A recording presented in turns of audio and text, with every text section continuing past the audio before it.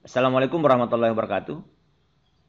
Jumpa lagi dengan channel Sulbar Belajar. Kali ini kita akan berbagi informasi terkait dengan bantuan subsidi upah buat guru dan tenaga pendidikan dan non PNS ya. Nah, seperti yang kita baca di kompas.com ini, di mana eh, pemerintah dalam hal ini Kementerian Pendidikan dan Kebudayaan ya, Pak Nadiem Makarim meluncurkan program bantuan subsidi upah BSU sebesar 1,8 juta rupiah ya, buat eh, para guru dan tenaga kependidikan yang non PNS, kurang lebih 2 juta orang tenaga pendidikan. Nah, eh, kalau kita lihat di kompas.com ini, pemerintah mengalokasikan anggaran kurang lebih 3,66 triliun. Nah, untuk selengkapnya, mari kita lihat penjelasan dari Pak Nadiem Makarim. Terima kasih. Assalamualaikum warahmatullahi wabarakatuh. Saya ingin pertama ucapkan terima kasih atas kehadiran Bapak Menpan RB, Ibu Menq, dan Bapak Menek BUMN untuk kehadirannya hari ini yang sungguh mengembirakan bagi ujung tombak pendidikan kita, yaitu para guru-guru honorer dan juga dosen kita. Jadi saya ada sedikit presentasi untuk memaparkan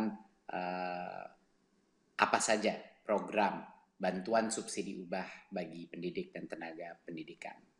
Jadi ini sangat kabar yang gembira bahwa kita berencana untuk memberikan bantuan subsidi upah ini bagi sekitar 2 juta orang, sekitar 2 juta orang.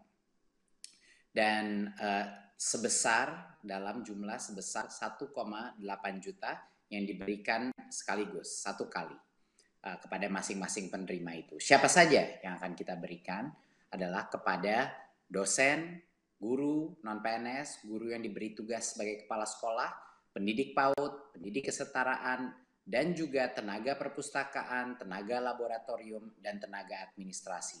Berarti operator sekolah pun termasuk di dalam bantuan subsidi upah ini. Kami mensasar total sekitar 2 juta orang, lebih dari 2 juta orang, 162 ribu dosen dari PTN dan PTS, dan 1,6 juta, sedikit lebih dari 1,6 juta guru dan pendidik non-PNS pada satuan pendidikan negeri dan juga swasta. Jadi banyak yang menanyakan kami juga apakah ini termasuk swasta, jawabannya adalah iya, karena guru-guru kita ada di sekolah-sekolah swasta dan mereka pun berhak mendapatkan bantuan dari pemerintah. Dan 237.000 sekitar tenaga perpustakaan, operator, tenaga laboratorium, dan tenaga administrasi tidak bisa di-exclude daripada bantuan ini. Nah, salah satu hal kenapa kita pemerintah melakukan bantuan subsidi upah adalah untuk membantu ujung tombak pendidikan kita di berbagai macam sekolah kita yang sudah berjasa untuk membantu pendidikan anak-anak kita, tapi mungkin di situasi seperti pandemi ini ada berbagai macam gejolak, bukan saja di bidang pembelajaran tapi juga di bidang ekonomi, dan kami menyadari ini. Dan sekali lagi ini adalah hasil dari perjuangan bukan hanya Kemendikbud, tapi hasil perjuangan dari Kemenpan RB, Kemenq, Menek BUMN, dan tentu saja dorongan dari Pak Presiden, dan juga dari dukungan penuh dari Komisi 10 DPR RI yang telah juga berjuang untuk bantuan ini. Berikut. Apa saja persyaratan bagi pendidik dan tenaga pendidikan non-PNS untuk menerima BSU? Kami di Kemendikbud selalu dalam melakukan bantuan sosial apapun atau bantuan pendamping seperti pada saat kita melakukan kuota, selalu mengutamakan kesederhanaan daripada kriteria sehingga memudahkan para penerima untuk mendapatkannya. Kriterianya sangat sederhana: warga negara Indonesia, berstatus bukan PNS, memiliki penghasilan di bawah 5 juta rupiah per bulan, dan tidak menerima bantuan subsidi upah gaji dari Kemenaker, dari program-program lainnya.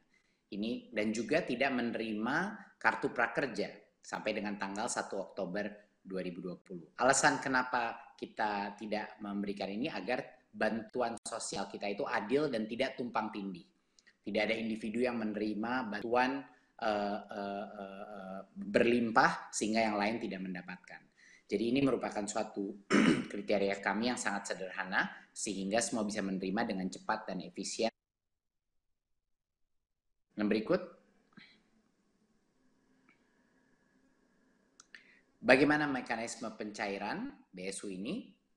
Jadi Kemendikbud telah membuat rekening-rekening baru di bank-bank untuk setiap PTK penerima BSU ini. Bantuan itu disalurkan secara bertahap sampai dengan akhir November 2020, ya.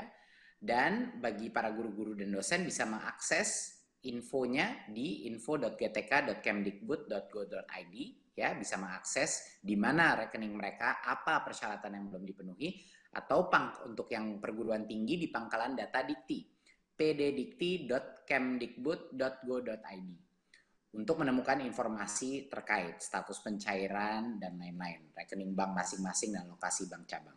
Ya, pada saat berdasarkan informasi di online itu sudah lengkap dan sudah dibilang sudah bisa pergi ke bank untuk mencairkan, maka PTK menyiapkan dokumen-dokumen dan dibawa kepada bank penyalur. Dokumen apa saja yang harus dibawa? Tentunya kartu tanda penduduk (KTP), NPWP jika ada, kalau tidak ada tapi masih bisa menerima. Ada surat keputusan penerima BSU yang dapat langsung diunduh dari website GTK dan PD Dikti, ya, surat keputusan itu, dan juga surat pernyataan tanggung jawab mutlak SPTJM yang diunduh juga pada website GTK dan PD Dikti. Dan ini yang kedua, SPTJM ini harus di-print dan ditandatangani dengan materai. Ya, jadi semua kebutuhan di luar KTP dan NPWP itu ada di laman website baik GTK maupun PD Dikti. Pada saat itu sudah lengkap, mari PTK akan mendatangi bank penyalur dan melakukan aktivasi rekening dan langsung menerima BSU tersebut. Ya, PTK membawa dokumen. PTK diberikan waktu untuk mengaktifkan rekeningnya hingga tanggal 30 Juni 2021. Ini kita memberikan waktu yang sangat panjang untuk memastikan semuanya bisa mendapatkan. Kalau misalnya ada kendala teknis, dia cukup waktu untuk mendapatkannya. Saya rasa sekian dari saya. Mungkin terakhir yang saya ingin ucapkan adalah bahwa ini adalah bentuk apresiasi dan juga keprihatinan dari pemerintah pusat untuk semua jasa guru-guru non-PNS yang sudah ada di negara ini. Di masa krisis kesehatan ini dan krisis ekonomi ini, pemerintah harus hadir untuk para tenaga honorer kita dan juga dosen-dosen kita untuk membantu mereka melalui masa kritis ini dengan ekonomi, bantuan dukungan ekonomi yang bisa menyemangati mereka untuk terus mendidik anak-anak kita, untuk terus berinovasi di bidang pendidikan. Terima kasih. Wassalamualaikum warahmatullahi wabarakatuh.